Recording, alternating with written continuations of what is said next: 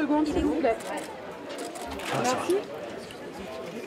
C'est bon pour tout le monde? Ouais, c'est bon, vas-y. Laurent, pardon. Là, la première question, c'est les sensations, c'est quoi de retourner à l'air libre? Oh, bah, c'est vrai que j'avais sous-estimé. Je reconnais que ça a été, il y a eu un retour sur Terre qui était plus émouvant que j'aurais cru. Et voilà, c'est pas évident de parler à chaud comme ça.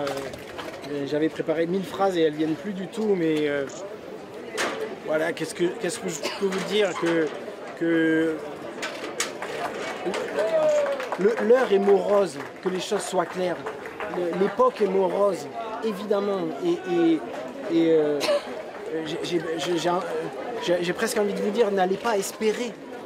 N'allez pas espérer, mais il y a encore des belles choses qui existent. Moi, je ne suis pas quelqu'un qui me fonde des espoirs extraordinaires sur l'avenir de notre environnement. J'y crois pas trop. Mais on peut peut-être ralentir le processus. En tout cas, il y a encore matière à s'émerveiller. Ça, je vous en fais la certitude. On a passé 28 jours. On a peut-être un peu souffert, mais on s'est émerveillé. Peut-être c'est parce qu'on a oublié que être on a eu droit à un privilège. Malheureusement, dans nos sociétés un peu de divertissement où on cherche du plaisir immédiat, on croit qu'un privilège, c'est un plaisir. Non, un privilège, c'est pas forcément un plaisir. C'est avant tout un honneur. Et on a eu l'honneur de passer des journées entières, certes sur la même planète, mais dans un autre monde. Et ça, je ne dirai jamais.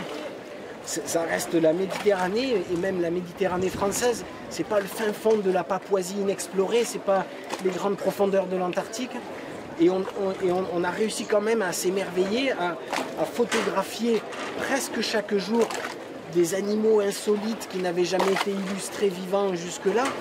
C'est quand même fou de se dire ça, qu'on peut encore, le temps d'un voyage, se prendre pour un explorateur. Voilà, le temps d'un voyage, c'est possible. Et ça fait du bien, voilà, je ne me fais pas plus d'illusions que ça, mais voilà, et puis j'espère aussi que ce voyage, parce que c'était comme un voyage, ce voyage aura été utile. Il a coûté beaucoup d'énergie, il a coûté aussi beaucoup d'argent, il faut le dire.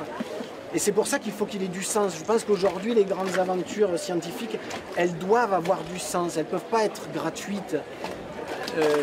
Et j'espère qu'on y aura donné du sens, d'abord de la science, avec tout ce qu'on aura ramené de données, d'inventaires, d'échantillons, bien sûr, d'images. Et puis peut-être que le fait qu'on y soit allé nous-mêmes physiquement, peut-être que ces espèces d'univers lointains, ils cessent d'être un autre monde.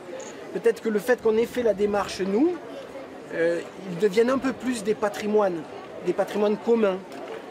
Et peut-être que les manips scientifiques qu'on a fait sur ces milieux-là montreront que ces écosystèmes, qui sont pourtant lointains, nous sont utiles. Nous sont utiles à nous terrestres qui respirons ici un oxygène produit par l'océan.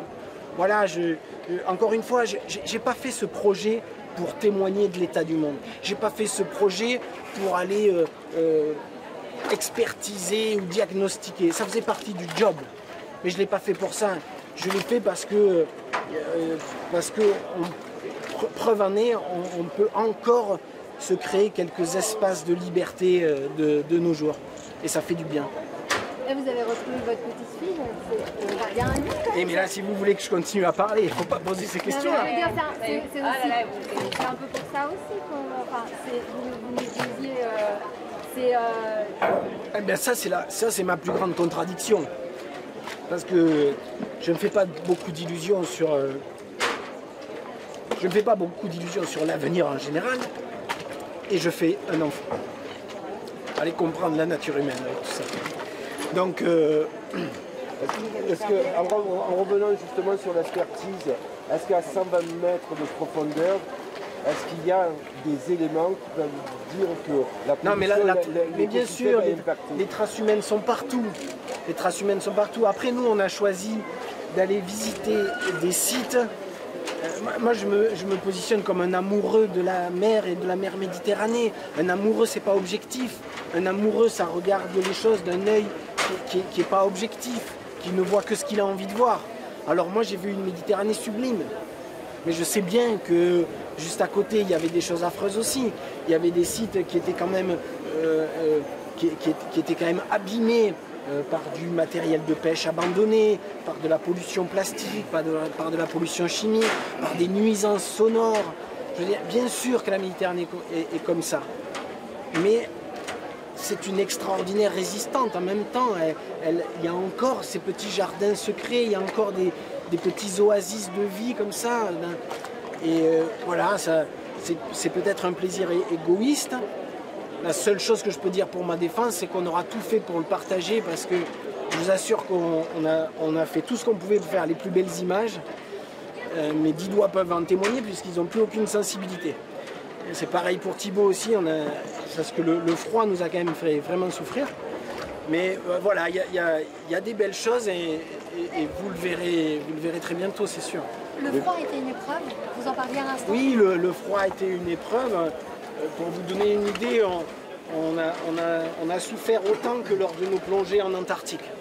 Alors c'est quand même fou de se dire que là, en Méditerranée, en plein été, on a souffert du froid